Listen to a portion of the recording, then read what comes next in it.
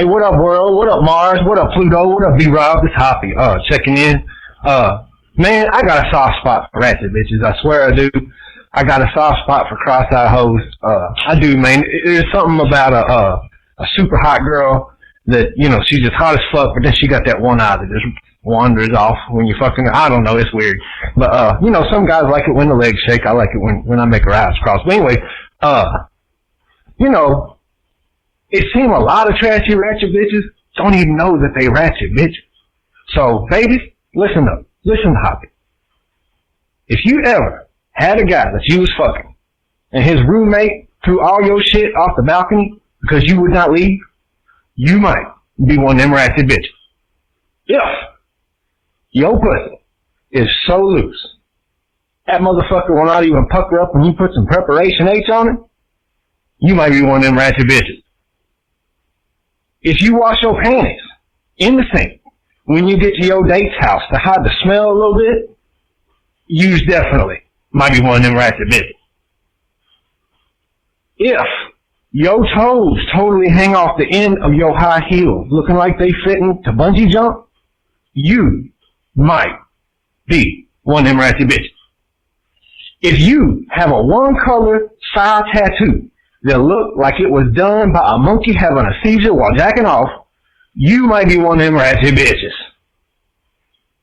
If you have 5 baby daddies that all get together, laugh, and make fun of your new man on Facebook, honey, you one of them ratchet bitches. Holla, y'all. You are now listening to Random Ramblings with Rob. Yay! Yay! Yeah! Motherfuckers.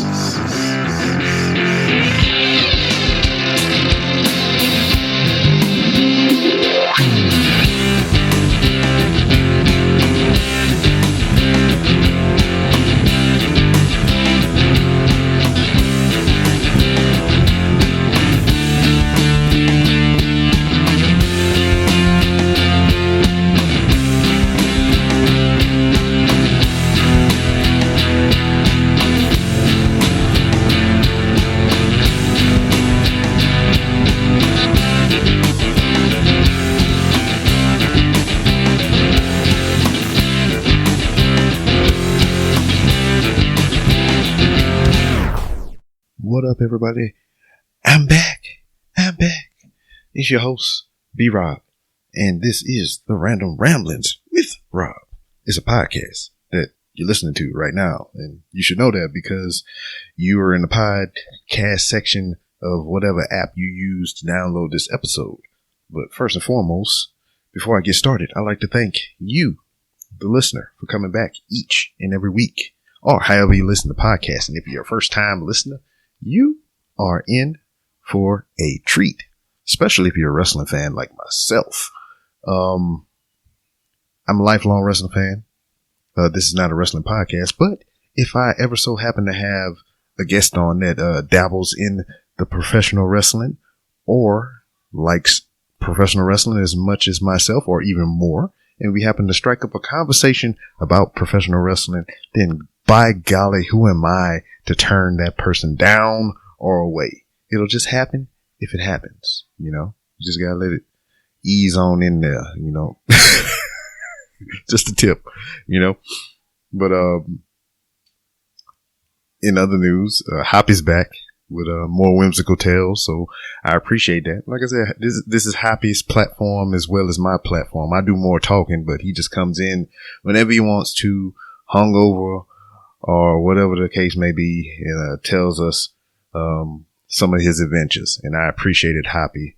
And you need to get your ass on this podcast so we can hash it out and discuss your credits and your payments. Maybe some IMDb credits for stunt work for all the shit you be talking about. But today is a special episode. Lifelong wrestling fan, like I said before, and WWE and WCW, when it was a thing, was my bread and butter back in the day. That was the majority of what I watched. I was, you know, it was tunnel vision for me. I mean, it was the most accessible, And I wasn't like a big tape guy, trading tapes and all kind of stuff. I mean, I did that a little bit when it came to the ECW stuff, because that was the only way I could watch it was, I knew somebody that might have rented a tape or got a tape from somewhere, and we would watch ECW pay-per-views and different shows of ECW. But for the most part, WWF, WWE, WCW was my bread and butter. It was all the professional wrestling that I would only watch. And going into my adult years, it was pretty much of the same. But within the past, 3 years, I've expanded my range as a wrestling fan. I've been branching out, looking at other, places to watch wrestling. I used to watch what was that, wrestling from Hollywood? I forget the name of the damn federation, but I was able to get that on with my cable package. I would watch some of the CMLL or AAA. Couldn't understand the goddamn thing they were saying, but it was on my TV and I would watch it.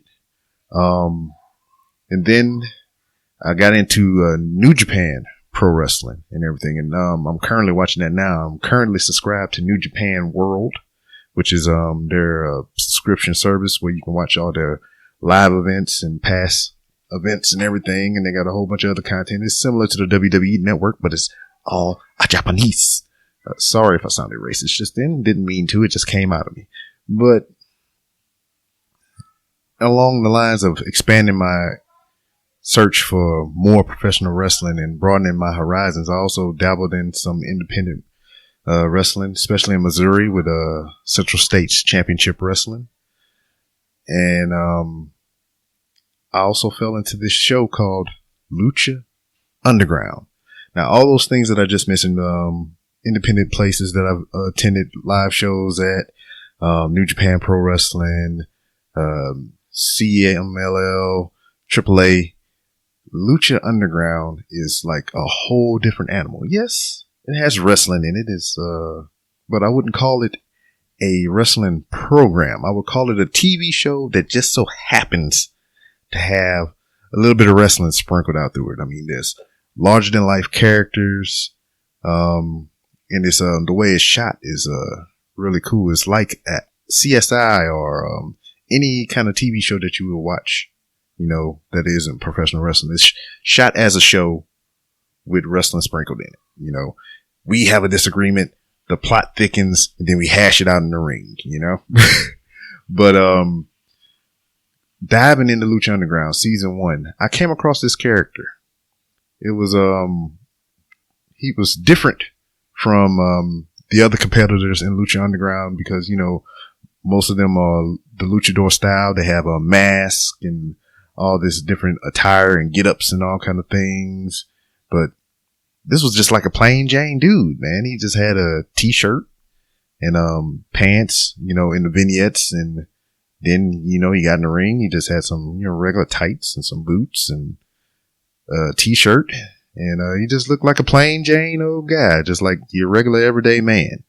But, seeing this character on the screen for the first time, I thought it fucking sucked. I was like, out of all these characters they have on Lucha Underground, this one is just the plainest of them all. He doesn't have a, gimmick. He doesn't have like a cool outfit or a cool entrance or whatever the case may be. He's just like, he's in the ring and he wrestles, But over time, this plain Jane wrestler has morphed into a motherfucking psychopath. This is like a complete 180.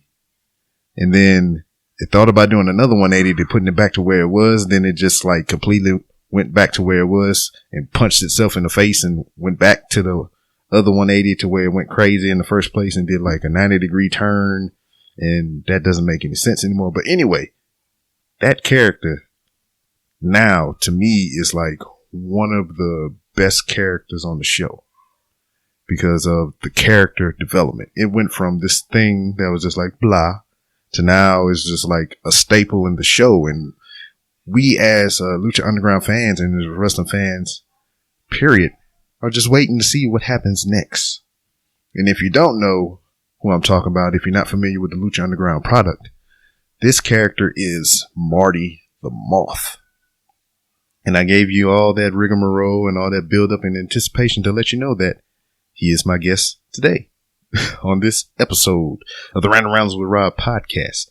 I have Marty Casaus, the man who forks people in the face, who steals dog tags and drops them down in his tights and camouflages his face and damn kidnaps people and terrorizes the shit out of them. Yep, that's him. That's Marty the Moth. That's Marty Casaus. And I hope I'm saying his name right, because when he said it, I tried to commit it to memory because, as you know, I am bad as shit with names. So I had to say it a lot. I was in there. I had to Casaus, like a sandwich. But anyway, it was a pleasure and it was an honor and a privilege to sit down with this man and get a peek behind the curtain of Marty the Moth. Get to see what's in the mind of a man that is out of his mind, at least on TV. But it was cool. Once again, it was great. I'm lost for words right now. I didn't think this would happen. In the way it happened, it was just the simplest of things. Like the picture on my Instagram. Liked a couple of his pictures on Instagram. Instagram implemented the direct messaging. And so I said, hey, could I have you on my podcast? And he's like, well, I'm busy right now. Hit me up in a couple months and we can try again. I did as instructed. And here we are. Why can't it be that simple for everybody else? We can get into a whole rant and diatribe about that bullshit. But I've ran my mouth enough. So we're going to get right into it. On this edition of the Random Rounds with Rob podcast featuring Marty Casaus. Okay, feel free to cuss as you like. Feel free to cuss as I like. All right, I like that already. Yeah, you can say anything you want or not say anything at all. We can just have it be awkward. Cool. I'm actually literally getting a massage as we speak. So if I make weird grunting noises, it's a good thing, and it's not what you think. Okay, I don't know what I would think. I just Marty the Moth just started grunting on the phone with you. Oh man. I don't know. That wouldn't be too far from what we used to seeing on TV. So exactly. All right.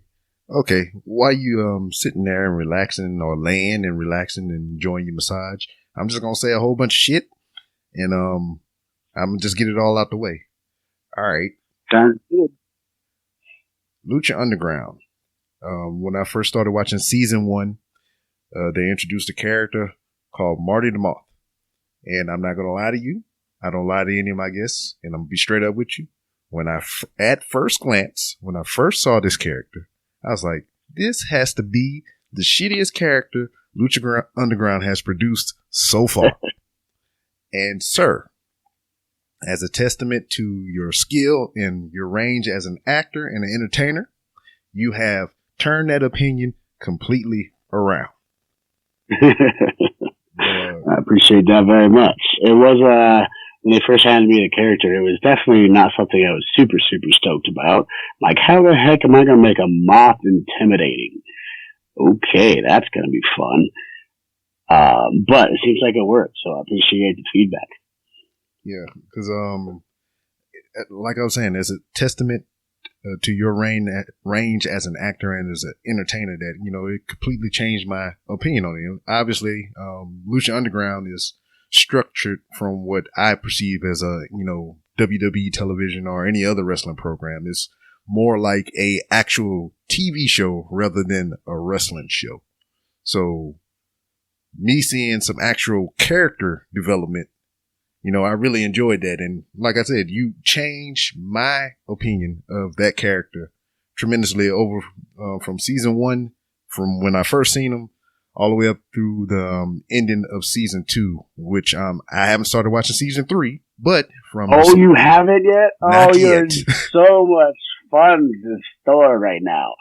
Oh, you have not? Okay, I was about to say, not to cut you off, I apologize. Mm-hmm. but you were saying you like the way the character's gone. I really think Marty the Moth has actually had the most character development. Yes. From season 1 into where we're at now. And a lot of that development has happened in season 3. So you're going to see fun stuff coming. So, I really think we have the biggest story arc with my character to where he is now. I just forked the crap out of Phoenix on live TV. If you're watching their Twitter at all, that makes sense to you. But if you haven't seen the episode, then that sounds weird. But the character has evolved to almost from a clown to a serial killer. It's been fun, but that's all in season 3 and you haven't seen it yet. Yeah. I didn't get to see all of season 2 as it was on TV, but with the new deal with Netflix and everything, I was able to catch up where I left off. But what I was saying, I haven't got to sink into season 3 yet because I had to find alternate means because I don't have El Rey with my package. But from what I've monitored from my social media accounts and just what I've been scrolling through on Twitter and everywhere else, like you were saying, most of the stuff I've been hearing about season 3 is with Marty the Moth. Yeah, this has definitely been my season. At a match, probably episode 3, I think, or episode 2 of this season, that really took me from where you're seeing me at season 2 right now to a whole nother level in season 3, and then it just progressed from there. So I'm excited for you to see the start of season 3 on. Well, shit, I'm excited for me to see it. Well, get on that. I had to watch it via those same means the same way for the longest time, so I feel you. Yeah. So, obviously you're getting a massage. So, what is a typical day recently in the life of yourself, sir? Recently? Well, I recently just had a lot of life changes, actually. So recently my day has been all sorts of skill on this. I am an actor. I own a supplement company. I'm a wrestler. I do the Lucha Underground, and I was a stockbroker. I decided to stop doing stockbroking and just do acting, wrestling, and supplements full time now. So that was literally as of last Tuesday. So my day has changed significantly. But it used to be I do the stockbroking job, and then I go to training after that. But now, since that's gone, really it's been, I wake up at 7 a.m., make my girlfriend breakfast. She did it for me a lot, so I'm going to do that every morning. After that, I'm going to probably be doing DDP yoga. If you haven't tried it, you should. After that, we're literally just talking about, well, before this massage started, we need to figure out an exact game plan. So this is what I'm thinking so far. So you're hearing it as my girlfriend's hearing it too. She's massaging me, so it might start hurting a little bit more. Probably doing that, and then if I can get a massage, great. But not every day that's going to happen. I'm going to go to the gym at 4. I'm going to be doing business meetings basically from 12 on till 4. That includes also going into auditions and filming movies. So life is completely kind of random every single day for me. Oh shit, and you're in the right place for that. The Random Ramblers with Rob. Exactly. My day is your podcast. I fucking love it. Now, I mean, you just threw a whole bunch of things at me. It was acting, a stockbroker, owner of a supplements company, and a freaking professional wrestler and everything. What came first? What's what? I said, what came first out of all that stuff? Out of all of that stuff, wrestling. Wrestling actually came first, going down that list. I started wrestling in 2003. Didn't start stocks till 2007. I opened my supplement company in January. Official launch in May. So, wrestling, and then the other, and then the supplement company. Actually, it's maybe acting. I did Everwood in 2009. So actually, nope, still wrestling. Boom. Now if I have to go by order, wrestling is actually first. I've been doing that the longest. So it's been all right. A good 14 years for me. Oh, man. So, I mean, I have had a couple of professional wrestlers and not so professional wrestlers on my show before. And I got the softball question for you. Yeah. What got you hooked? What got you hooked on professional wrestling? I feel like it was maybe just the emotion I got when I was a little kid. I first saw wrestling when I was at my grandpa's house, and I think it was like NWO. I came in late. Mm-hmm. It was like NWO, and they were beating up like one person. There was like 5 of them, and for some reason that like stuck with me, and it pissed me off that 5 people were beating up one person. And then after that, I just got hooked on that. I started watching it. We went into Monday Night Wars, deep in there by the time I started watching it, and I don't know. I think it's just so exciting to watch like all these stories happen. But I started really, really late, so I didn't even know Hulk Hogan had like the red and yellow and all that. I saw him first as Hollywood Hogan. So. Wow. So, I think it's the excitement of the stories because got what got me hooked. So I'm glad I'm at a place like Lucha Underground where we can tell a little bit more stories.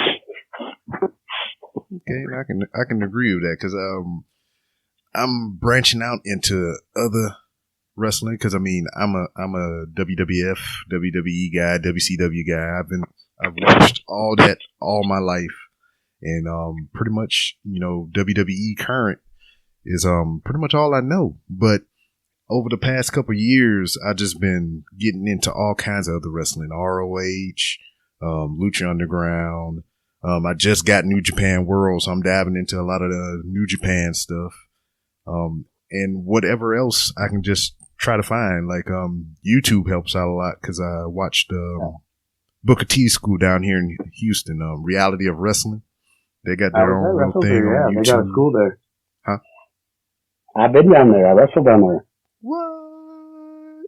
Yeah, about a year and a half ago. It's a pretty awesome school down there. Yeah, from what I hear from guys that are gals that are down there, it's just it came from a small thing to this big thing that they got down there in Texas City. Yeah, it seemed like a sweet place. I got to do a show down there, have a match, hang out with Booker a little bit. It was the same time Nash went there. I don't know when that was or how many times he's been there.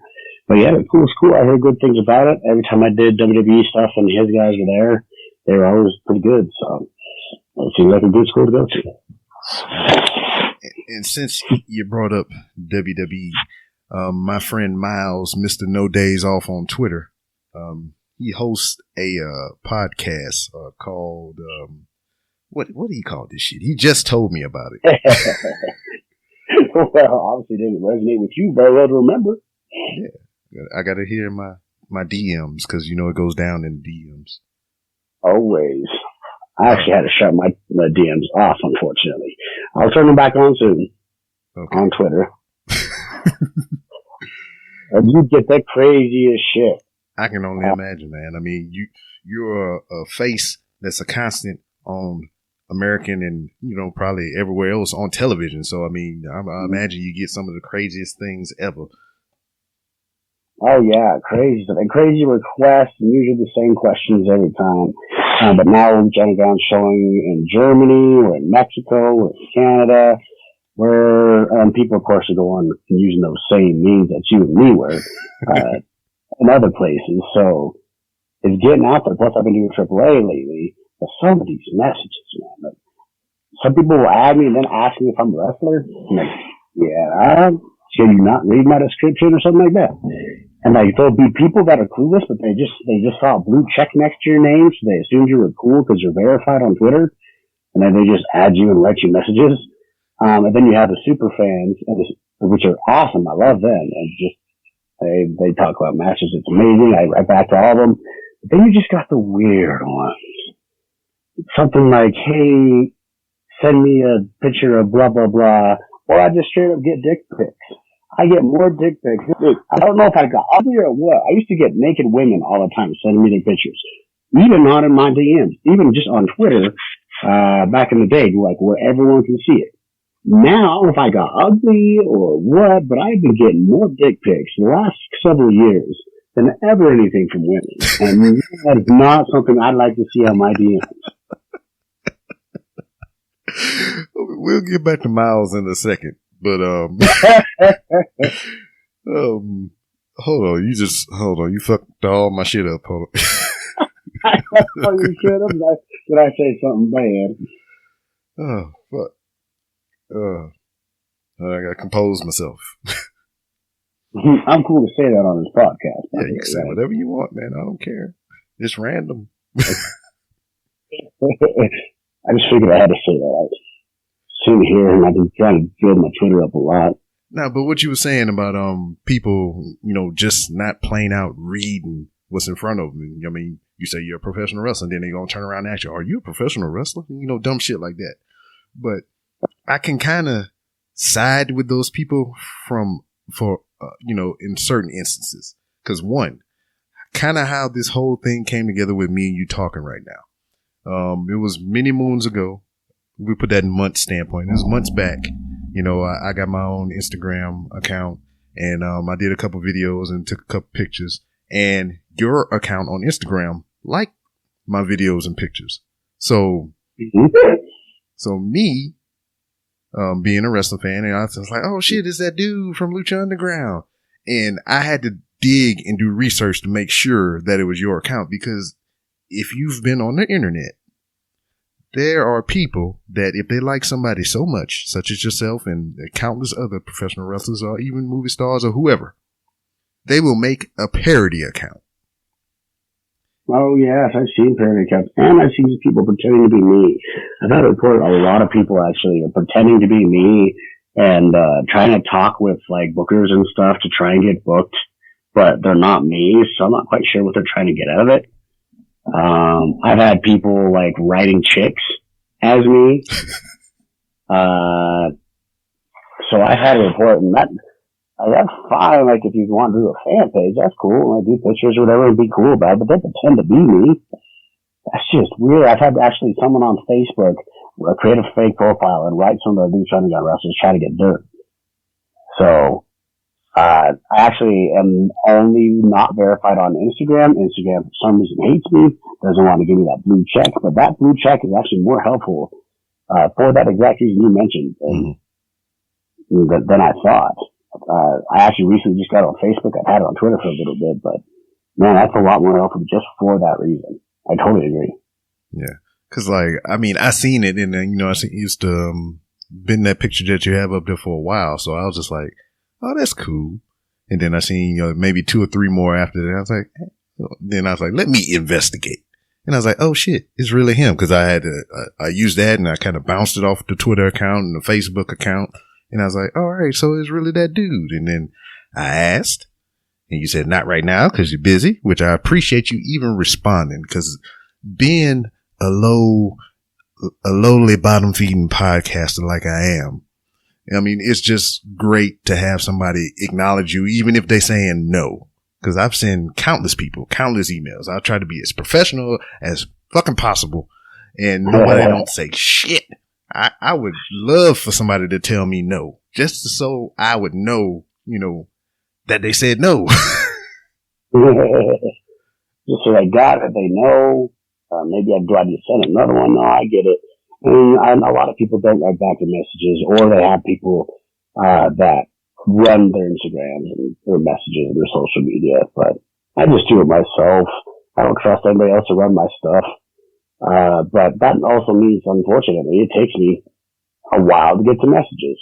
So I'm glad we got it all worked out here. So a little patience and we make things happen. Yes, sir. And once again, I appreciate that. Yeah, I'm pretty excited about it. But I do hate the people that have ceremonies on their own, or someone else's, like Terry Crews runs his own. I do that because of the movie I did with him. But he runs his own, but there are people out there who actually have just people pretend like answering for you. Just think that's weird. If I wrote a message to Leonardo DiCaprio and some other person wrote back as Leonardo DiCaprio, I'd be kind of pissed. Just saying. Yeah. I'm tired. She might get some weird shit on me tonight. Yeah. And it's just, I find a lot of this stuff weird. I mean, technology brings us so close together, easily, simply. But nobody uses the shit, Emails. I can remember when AOL came out and all this other shit. And it was just like, You mean, and I said this before, I was like, you mean I don't have to find a pencil, find a pen, find a sheet of paper, write shit down, fold it up, put it in the envelope, address the envelope, lick the stamp, put the stamp on the envelope, lick the envelope, close the envelope, put it in the mailbox, or drive my ass to a post office and put the shit in a mailbox so it can get mailed to somebody else so they can raffle up all the damn paper, open it, read it, and do the exact same thing to reply back to me. Yeah. And I was like, email is so fucking awesome, but nobody fucking uses it anymore. I think they use Snapchat more than they use email. It's true though. I have my email that I honestly check my Instagram messages, my Facebook messages, and my Twitter messages. I get a lot of messages, so sometimes I don't get through all of them. But after I've done with all three of those, then I'll check my emails. I hate checking emails. I don't know why it is, but I hate emails. It's so much faster and more convenient on Twitter and Instagram. Yeah. How many Viagra messages you get on in your emails nowadays? Oh man, I had thousands. Oh man, I get so many, and a lot of requests. And this is off topic too, but I get a lot of weird emails too, asking me to do porn. So rather than the Viagra, you got Viagra and job offers for porn, and then a bunch of dating sites. Have you? Because I've done this a lot. It's like, especially on Skype, you know, you get those random requests out of nowhere, you know, and then they'll be like, "Hi," then you're like, "Hey, what's going on? Who's this?" "Oh, nothing. I was just sitting around and I seen your name pop up in the thing and I just wanted to say hi." I was like, "Well, hello," you know, just playing along with it, and it's just like, "You want to see my pics?" Yeah, I got one of friend requests or whatever on Skype. I don't know how Skype works. Well, I only use Skype for podcasts like this. But then I got sent a picture, and it's blurry, but I feel like it. I showed my girlfriend, it looks like a dick. I think it's a dick pic. I'm like 99% sure. So I don't want to click it and have it download and clear up the view. I'm just not going to write back a message like, okay, this is going way off freaking topic about no one using emails. But since when do people just send dick pics now instead of saying like, hi? Like, is that how people date now? That's how technology has changed. You had to go write mails, go to the post office, etc., work through the paper. Now people just send dick pics like, hey, you want to bang? Like, technology has changed everything. It's so much quicker. Now it's like Insta sex now. Is that an app? I think you should trademark that. You add that to your portfolio. Insta sex. Add that to my portfolio of shit I do. That might actually work. That would actually sell a lot. Yeah, but it's just so weird, man. It's just like,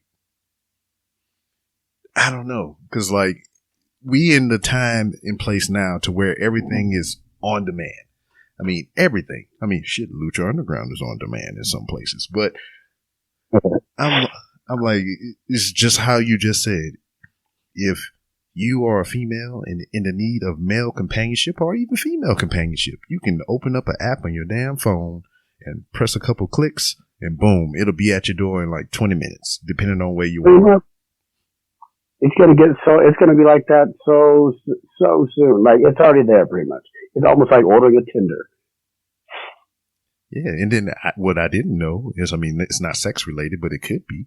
Uber delivers food. I didn't know that shit. I meant to say Uber, but I meant to say Uber, but Uber Eats. I heard about that just recently. I love that idea. Someone is smart in that company. So, cause there's a lot of people who know how to drive. So yeah, you're going to get that a lot. Technology is so insane and it's only going to get crazier too. It's going to be so much easier. However, going off topic, I feel like things are a lot more impersonal now. Yeah. Where before you had to speak face to face, etc. Now I think that art of actually speaking face to face is gone. Yeah. I don't know. I mean, I'm in a profession to where I deal with people all day, every day. I have to talk to people. Even when I don't want to talk to them motherfuckers, they find a way to come talk to me.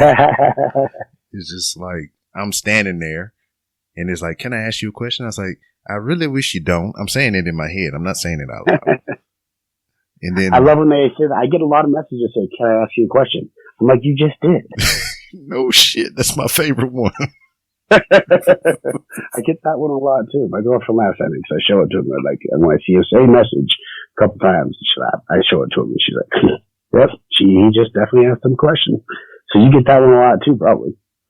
Especially, I mean, before I used to be in the Marine Corps, and before I got out, I taught at my MOS school. That's my job in the Marine Corps. I went back to the schoolhouse where they taught me, and I went back to teach people. And that would be like the number one question. Can I ask you a question? I was like, no, you just asked the question. What you trying to ask me something else now? Yeah, you should have asked me 2 questions because you just used your question up. This is not Aladdin. You get no more. Which, by the way, they're doing a live action one too soon. Disney's smart. They're just going to rehash all the old shit and put it in live instead of cartoon. Yeah, because I mean, let's just think about that too. There's going to be a generation of kids that only know these live action movies and not the original cartoon content.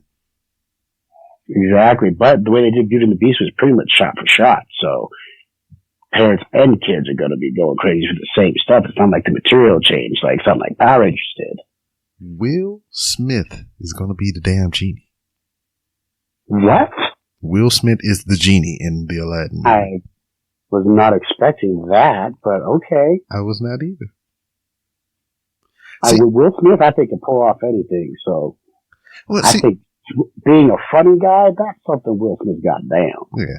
I think he's going to do well, but like there's a certain crop of actors that have been so far all over the spectrum as far as acting goes and height of popularity and everything that, I mean, maybe you can agree with me or not, but there's a certain crop of actors that, you know, their celebrity is so big, so bright that they aren't characters anymore. They're only themselves in freaking movies. One being Absolutely. Will Smith. Anytime I see Will Smith in the movie, Will Smith is Will Smith. Mm-hmm. Anytime I see The Rock in the movie, it's just The Rock in a damn movie. That's right. Anytime I see Kevin Hart in a movie, it's Kevin Hart being Kevin Hart. Anytime I see Samuel L. Jackson in a movie, it's Samuel L. motherfucking Jackson in the movie. That's right. James Franco, same shit. Seth Rogen, same thing. So many actors just are those actors. So, some can give you death like crazy. Johnny Depp, sometimes is Johnny Depp, but other times he disappears. Mm-hmm. Who's one? Oh, I know who doesn't disappear and should disappear is Tom motherfucking Cruise. Oh, did you see him in Tropic Thunder? That was hilarious. See, yeah, that's the thing. He was so out of his fucking character. I didn't even know that was fucking Tom Cruise. Here, I had to go back and look it up. I'm like, oh shit. I watched the whole thing and didn't even know that was him. Exactly. He just went so much out of his range and out of his norm of character that I didn't even know that was motherfucking Tom Cruise. Exactly. Some characters can disappear like that, and those are the good actors. Mm-hmm. And I like it a lot. I like it a lot.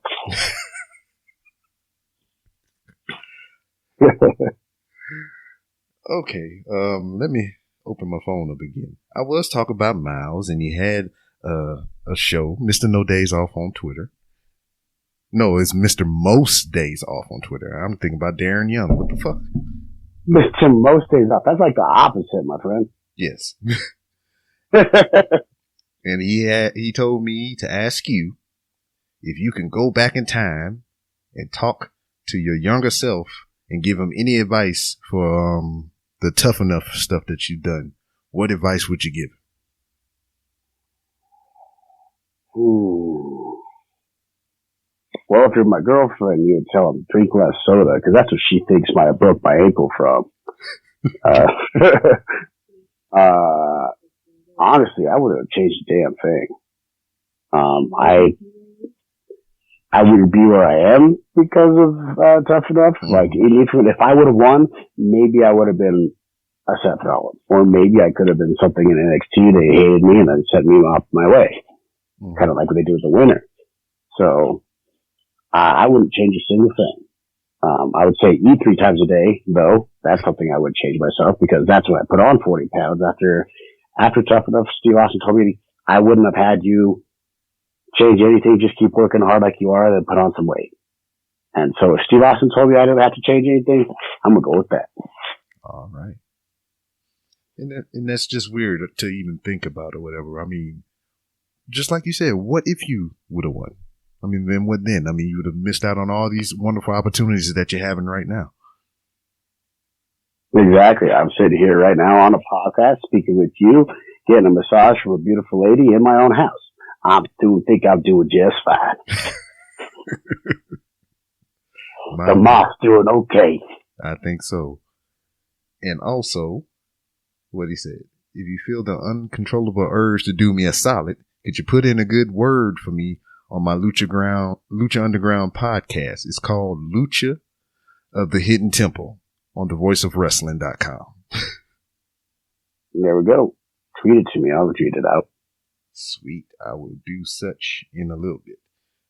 But, I mean, what you got the supplement company. I mean, what drew you toward that? Actually, I've had health issues since for over a decade. Just chronic fatigue. I was just so tired. But I had shit I got to do. So I would drink energy drinks, and it got to the point where 1 was good, then 3 had to get the same effect. Then it was to the point where I was working a desk job more often than I was doing wrestling. So, but I would still drink 7 energy drinks and then a pre-workout just to stay awake. And I'm like, this can't be healthy. So I just had some crazy health issues. So finding something that made me feel good so I can get the shit done that I need to get done, that was pretty much my driver to open this up. So I opened up a supplement company. It's got multivitamins, an energy drink, or it's not an energy drink, it's an energy spray. I haven't had an energy drink this entire year. To give you comparison, I was drinking those 7 a day and then the pre-workout, and then now I'm just taking 4 squirts of this and it tastes like Fruit Loops. So, I'm pretty happy with that. We have a few other products, but either way, how crappy I felt before basically drove me to find something that made me feel good so I can get this shit done I need to get done. And, it worked out pretty well. So now I found out a way to get it out there, get supplements out there so I actually feel better and I actually get paid. So, it all worked out at the end, but man, that sucked trying to figure out what's going on health-wise. That's how, when you said that, you know, so I can get paid, it reminded me that Sierra song with Petey Pablo. He's like, I like to give a shout out to Singles Gin because I drink it and they pay me for it. Exactly. It's awesome. Like, hey, you give people what they want and then you get paid for it too. So, hey, find a way to make your passion monetizable. It's now full-time wrestling and full-time acting. I love acting. That's why I love Lucha Underground so much more than I would like the WWE.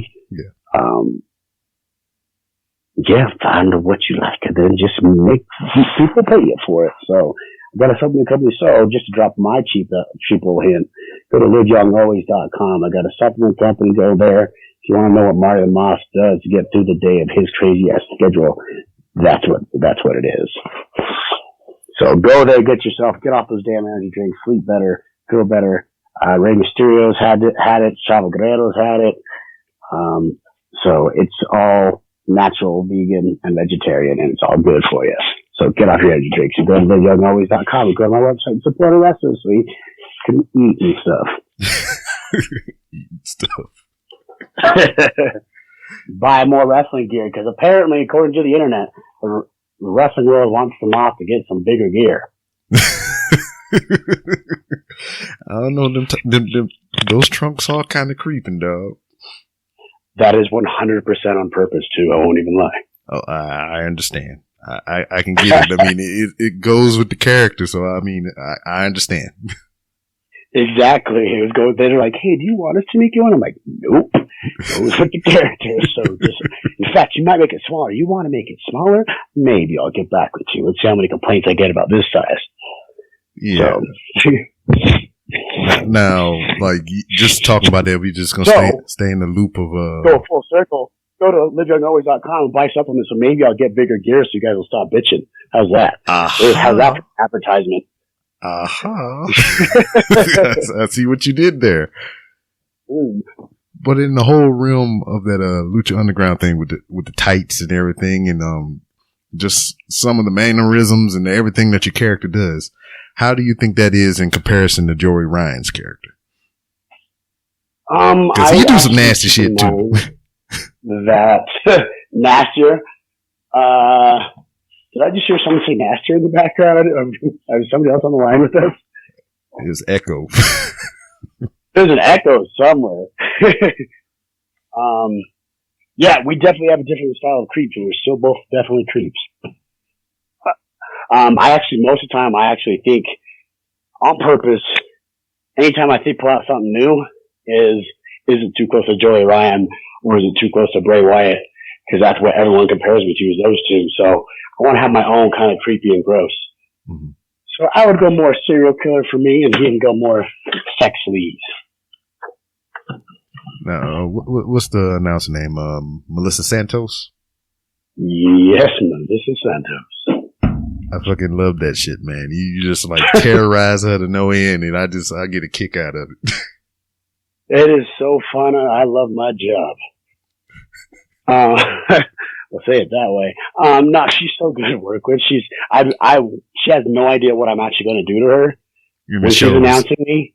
So I keep trying to break her or make her like stop saying my name or giggle or something. And I guess it took a sandwich to the mouth, and you'll see what that means when you catch up on season 3. By those unconventional means, I got you. But yeah, she's so good, and I love my job. Oh, actually, I'll see the burritos, yeah. Oh, you just knocked the table over. Just got up, now time to eat. But, it's really fun. Melissa Santos is fun to work with. She's super professional, and she's rocking it on her own. I like seeing what people do. They get a chance to like Lucha Underground, and like to see what they do in the off season. Russ has been on that show with us, The Apprentice with Arnold Schwarzenegger. Cage is freaking everywhere. I like seeing all these players on Lucha actually go out and do something with the little love they're getting from Lucha. Yeah. Now, would you attribute all the things that you've succeeded in or started in so far because of professional wrestling? I wouldn't attribute to it. I would definitely say it sped some things up. My college degree helped me get into soccer. I got a 3.98 in college. Wrestling didn't help that at all. Mm-hmm. In fact, wrestling is probably the reason I didn't study for an academy test, and that's why I got a B and not a 4.0. So wrestling has definitely been there, but I think wrestling's actually got me out of my comfort zone a whole lot, and given me experiences and skills that I normally wouldn't have acquired as fast. So wrestling definitely got me to where I'm at now. I wouldn't say wrestling's the only thing that I would have found something fun to do. But definitely I went to a lot of wrestling. Now, with the acting gig or whatever, I only know about the thing that you did with Terry Crews or whatever. I mean, what are you looking forward to, or what are you striving for in the acting realm? I like to do as many movies as I can. I've been doing mostly TV shows with Tough Enough and Lucha Underground. I did a show called Barter Kings, a show called Everwood. Done some short movies. I did that movie with Adam Stillman. I really think I just like movies more. I think I've already been experimenting with the TV realm. But Supernatural. My girlfriend wants me to try to get on Supernatural. Oh, so please. Supernatural, if you're looking for a creepy. Please, please, please. I love that show so much. I've seen all 12, 11 seasons of it, and I watch it religiously when it's on TV. If you ever was to pop up on the motherfucking Supernatural, I would flip my shit. So would my girlfriend. I would probably definitely get laid at that point. She loves Supernatural, so that would be a fun one. Or any of these CW shows. Like I love these shows like Arrow and The Flash, Legends of Tomorrow, Gotham. If I could get on one of these DC shows, I would be one of the happiest moths around. Yeah. Let me play a supervillain. That'd be fun. Yeah. I love Supernatural so much. I even got the little demon seal on my damn left shoulder. Oh, you got it tattooed? Yeah. He's got the demon seal tattooed on the shoulder. That's pretty cool. You what? So does your brother? My brother does? Well, I guess my brother does too. So you guys got matchy. Yay, we're twins. Yay, demon twins. Well, no, we're not technically demon twins because the seal is to keep the demons out. So. There we go. See, I'm very far behind on Supernatural. My girlfriend just said I'm not waiting for it anymore and just kept up. And I think she's pretty caught up. You caught up, Ed? Yeah, she's all caught up too. So I would definitely, I've seen those two on Supernatural for, I think I'm on season 6 or 7 or something like that. I love those guys. Those guys are hilarious. And it seems like if you go on one CW show, you end up on a whole bunch of them. Yeah. I know a couple of people are on some of those superhero shows, and they're on Supernatural too. Yeah. Or Agents of S.H.I.E.L.D. Yeah, you need to catch up if you're just on season 6 because you got a whole bunch of madness that you got to go through. Last I checked, it was like Goliathans or something. Oh, it gets worse. Yeah, it gets worse after that. Is that what, 7? I think so, 6 or 7. We even had kind of like a running gag here with me and my wife because like the way it usually works is it'll go off, and when the season premiere comes back, it's usually around September time frame or August, end of September, early August time frame when the show comes back for a new season. So our anniversary is September 19th, and every time that around that time frame, the last year's season would come out. So season 11 would come out in preparation for season 12 premiering on TV. So every time for our anniversary, she thinking she gonna get all this fly shit as a present, and I would find some kind of awkward or intricate way to wrap up a Supernatural season DVD case, and I would give it to her. So every time she opened an anniversary present, it would be like a one season of Supernatural. That has been my girlfriend's present multiple times now. So that's clever. Use it as a present there. That's clever. And then it got to a point she was like, she would open it, she's like, what? No Supernatural? Yeah, Supernatural's fun. Ouch! Don't hurt yourself, please. Not for the podcast. Nah, well, that's the thing about wrestling. Sometimes it just hurts sometimes. It's like you're getting old. My stuff has definitely helped though, so. But wrestling's still wrestling. You can't fake falling down. That's why I love when people say the F word. Yes. I don't get offended like some people. We still hurt. And that's the thing or whatever. When somebody random will come up to me and be like, that shit's fake, right? And I'm just like, okay, let me pick you up right now and let me body slam you on the ground. Right now. Let me do it. Pretty please. We'll see how fake that shit is.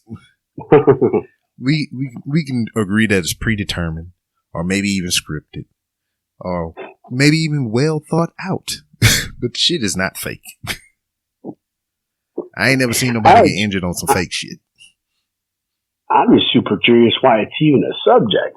Because they know the Avengers is fake, right? Exactly. Tom Cruise really isn't a Mission Impossible guy, but you don't go up to them, people let him say like, hey, the Avengers is fake, right?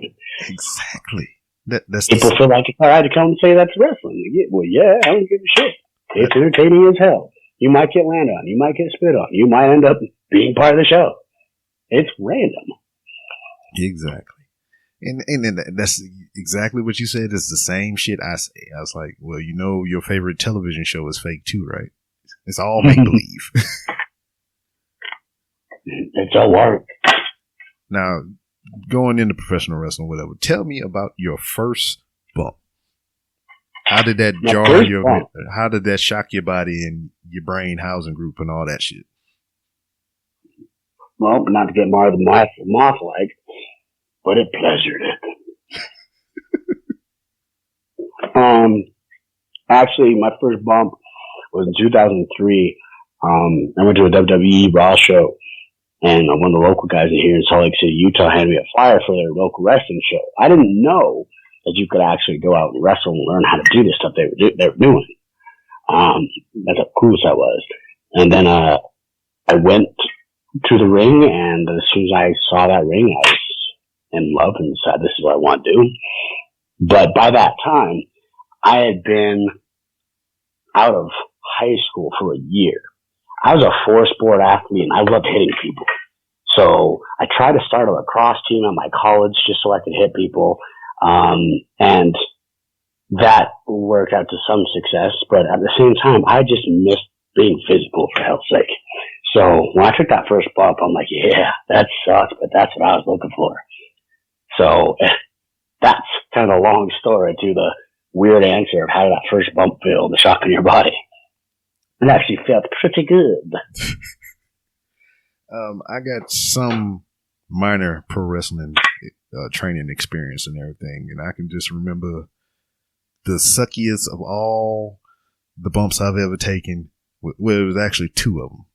It was a fucking clothesline, the first clothesline I ever took, and a motherfucking body slam. Worst two I have ever taken and experienced, and I would never, ever do that shit again. It was just like, yeah, it's definitely, it doesn't feel like a pillow. That's definitely sure. And then it was the way I was introduced to the body slam as well. It was just like they put me through a train. It was like one guy, he was about my height, about 6 foot tall.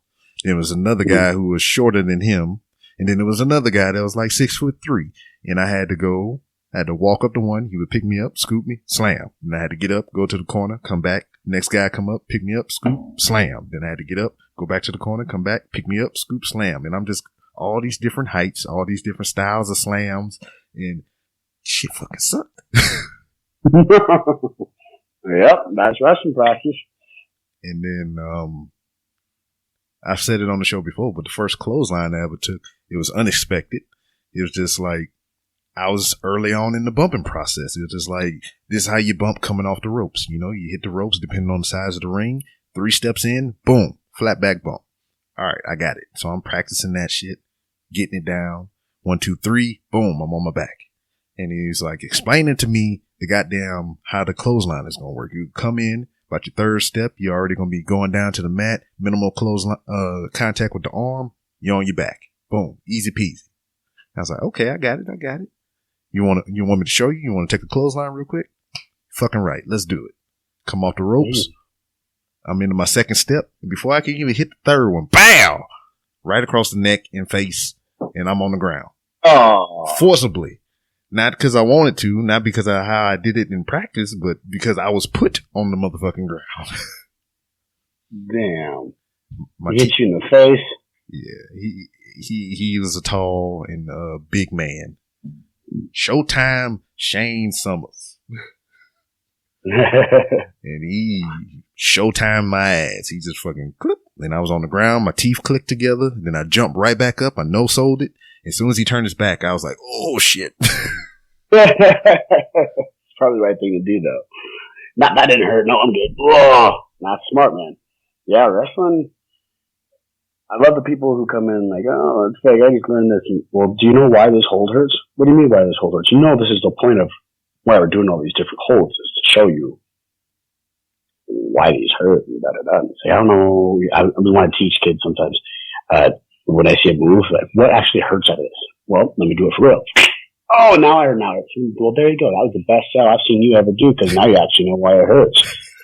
I might have been getting that a little bit there because my friends too. Now, you've been a professional wrestler for however long you've been, and you know all your experience and everything. And have you been training other folks? Yeah. Well, every once in a while, whenever I get to training here in Salt Lake, a lot of times now we do a lot of those same drills. There's a lot of kids that come in that are they're just starting out. So when I can get there, I'll do stuff, but really they just do line drills just like you did, and they don't really need me to sit there and just close on people. So I will be doing a lot more training now, but I do more of the advanced training stuff, guys who actually know how to take bumps and stuff like that. That's what I kind of train I like to do, because I get to train people, but at the same time, so much like different shit out there that you never know who saw this cool move or had this cool transition, and I get to learn shit too. So it's more like I'm training them, but they're actually just training with me. Okay, yeah, I can dig that. What was it like going down to Mexico for like AAA and all that? Was it a culture shock your first time being down there? It was a safe one too, because my first time down in Mexico was for Triple Mania, and I had a match. It was me, Puma, and no, it was me, Ricky Banderas, which is Mil Muertes, Matanza, versus Rey Mysterio, Prince Puma, and then Azteca. So like a big Lucha Underground match, guys that I've been around before that I was comfortable with. It just happened to be in Mexico for my first time. Just happened to be Mexico City, and just happened to be their WrestleMania for AAA. So it made it a lot more comfortable being able to go there with those guys. But after that, I kept going. The other guys didn't. And it's a little bit crazier when you're on your own and not hanging out with your boys. Now you're trying to hang out with people who don't speak your language. And you're not quite sure, like most of the guys go to their families after. I don't live there, so I got nothing to do. So I try and go party, hang out. But like some places you can't do that. So it's kind of fun to try and figure out. It's always, let's put it this way, it's always an adventure to go down to AAA in Mexico. You never know what to expect. Yeah, wasn't that one of the events down there to where you got the cut over your nose or some shit, wasn't it? Yeah. Yeah, I pretended to be a bull. I saw La Parca had a Mexican flag, and I was playing the whole Mexico versus USA. And I saw him waving a flag. I'm like, I saw Johnny pretend he was a bull and try to like bull ride for it, like he was a bull, and he just hooray. And I saw Cage do it. I'm like, well, nah, I feel like I got to do it. And I went, and then I didn't see there's a fence there. And I said, all right, I'm going to hit this fence to be all right. I can chill here for a second. But I didn't know the layout in Mexico on the fences are a lot different. So I just took a bar right to the face. And it was, I just stand up and it was stupid because it's not like I hit the fence harder or anything, but it just cut me open right in a good spot.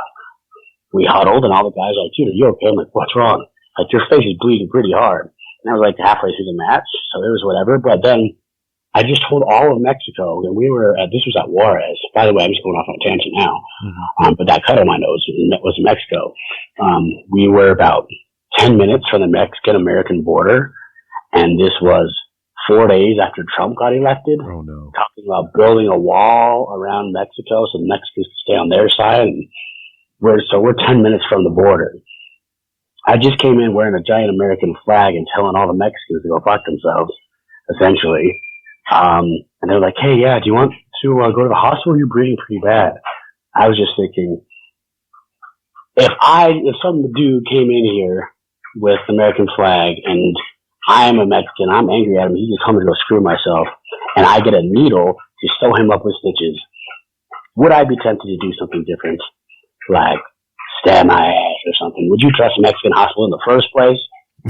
And then would you trust a Mexican hospital after you told all the citizens to go screw themselves? So now I'm like, I'm gonna wait. I'll be just fine. I'll be just fine. Just super glue me up. So that's the fun stuff about Mexico. Always adventure in Mexico. I don't know, man. You might have got a cool person at the hospital instead of, like trying to hurt you or something. They probably just sewed like a penis shape in your stitches or something. Right? Just have a ding-a-ling on your nose part or whatever. Yeah, and then it would have scarred like that. So I'd have a scarred penis on my face for the rest of my life. So, no, I wasn't going to the hospital. See, that was the long game, though. That was the long joke. Well, it will work. Yeah. Better safe than sorry. Yes, sir. Be careful in Mexico. Basically, that's the moral story. Be careful in Mexico. You might get a penis stitched into your face. Yes. All right, sir. It's been a pleasure to have you on the Lowly Man's podcast. And it was a great experience getting to talk with you and everything while you got your massage and got your burrito and everything. So I'm going to go ahead and let you do your plugs and do all your things, man. It's been fun. We talked about the most random shit.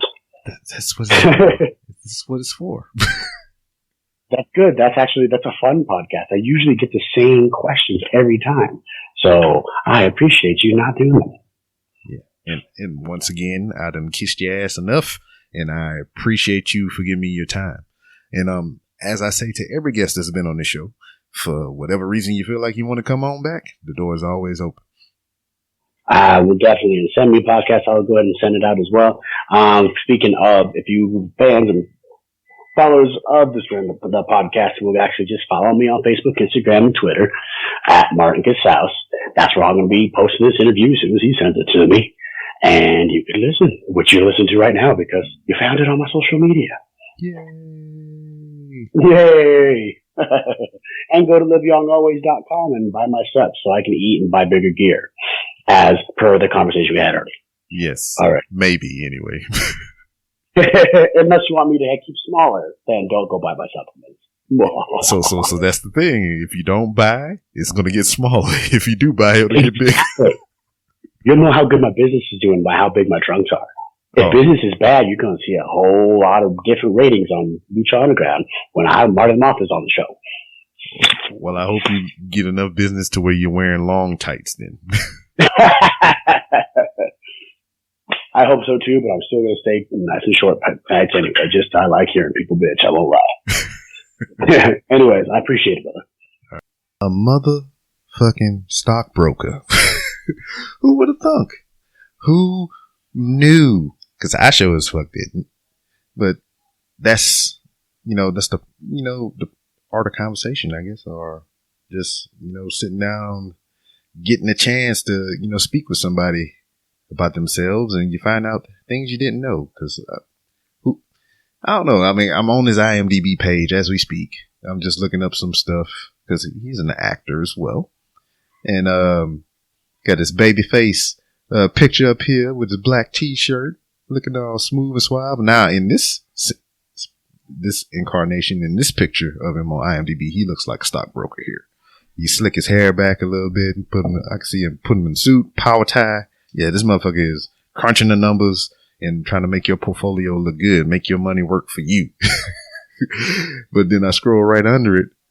We got him with the fucking sweater tied around his neck. He's sitting in the rocking chair with the book in his hand, and he looked like he about to tell you some creepy bedtime stories. Anyway, it was great. I look forward to more opportunities working with this guy, and I'm flabbergasted. I don't know what to say. I'm just very appreciative of him taking this time out of his busy schedule in his life. I mean, he didn't take too much time out. This motherfucker was still getting a massage and shit while he was doing the podcast. So you wasn't stopping too much of what he was doing to chitter chatter with me. But it's all appreciated. And I wish Mr. Casaus the best of luck and more pain and carnage to be inflicted upon his opponents in the Lucha Undergrounds and wherever else that he undergrounds at. So let's wrap this shit up, put a bow on it, and get the fuck up out of here. You can follow me on Twitter at It's B-Rob. That's ITSBROB. If you want to talk professional wrestling and other general shenanigans. The show also has a Twitter. You can follow the show on Twitter at, wait for it, _podcast. Do that to the cadence of the New Day in your head, and it'll be funny every time. _podcast.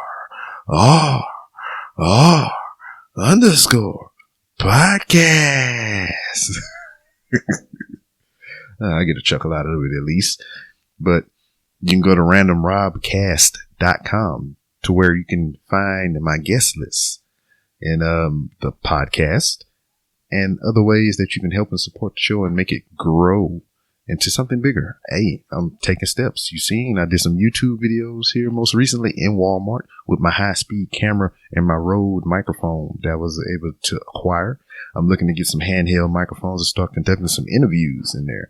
Hey, if y'all want to shoot some questions my way, you can use the email address randomrobcast@outlook.com. Shoot me some questions, and then whenever I get that thing going up in the Walmart with the microphone and all this other stuff, I can ask the patrons of Walmart your listener questions. So that's something I'm looking forward to doing.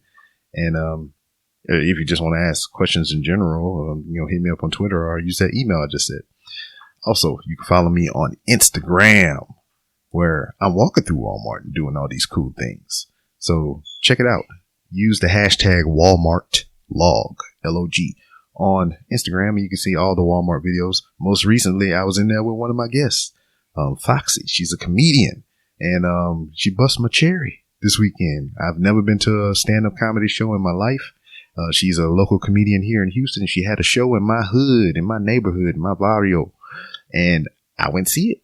Me and my wife got shit-faced and listened to some comedy and died of almost heat exhaustion because it was hot as fuck and the air conditioner wasn't working in that place. But hey, I got tipsy and listened to some funny people tell some funny jokes. So shout out to Foxy. And Joe Moffat as well. He was in here in Houston and we all got together, me, him, and Foxy, and we got an episode that'll be coming out either on his show or my show or whatever the case may be. And that's about it, y'all. RandomRobcast.com. Support the show. You can be a patron like Brandon McIntyre and Glenn Abbott, which I owe some items to that I will be shipping out to them very shortly. I shouldn't have said nothing. Should have just let it be a surprise. But it is what it is. And you can be a patron too. I mean, I got a $1 tier. I got a God damn it. My wife messed me up. She yelling at my kids. Got a $1 tier, a $3 tier, a $5 tier, and now a brand new, slamming the door, you motherfucker, a brand new $10 tier, which if you sign up for that, you get a free t-shirt as long as it's long. You get a free t-shirt as well as all the other incentives of the other tiers that I have in the patron account. So you get a free t-shirt on your first purchase. Well, it wouldn't be a purchase. You get one free t-shirt of your choosing. The second time you purchase something, you get $5 off or a rebate of some kind. And the third time you buy a t-shirt or something like that, you get $10 off. And then the fourth time it starts over. So your fourth item is free. Then the next one is $5, so on and so forth. It's just a circle. And, so you can get free shit every third purchase. Cool, ain't it? I like it. Now, join up, purchase shit. And I also co-host a podcast called The Pipe Bomb with McCool and Company, which, since Martin Casaus has been on my show and he was gracious enough to pop on over to The Pipe Bomb with McCool and Company. So we got an episode with him as well. So listen over there. You get a double dose of Marty The Moth this weekend if we get that out on time. And the Random Rounds with Rob podcast is in association with Hush Your Face Entertainment, a collective of podcasts that stand together most of the time and we put out that cool ass content. So, as always, I'll see you next time. Hush Your Face is coming straight to your ears. A podcast network that's changing gears, bringing fresh funky pods with a fresh funky beat. A family of pods that are bringing the heat. There ain't no stopping us. Keep coming back to us, sick ass pods that'll make you hush. www Hush Your Face. www Hush Your Face. www HushYourFace.com.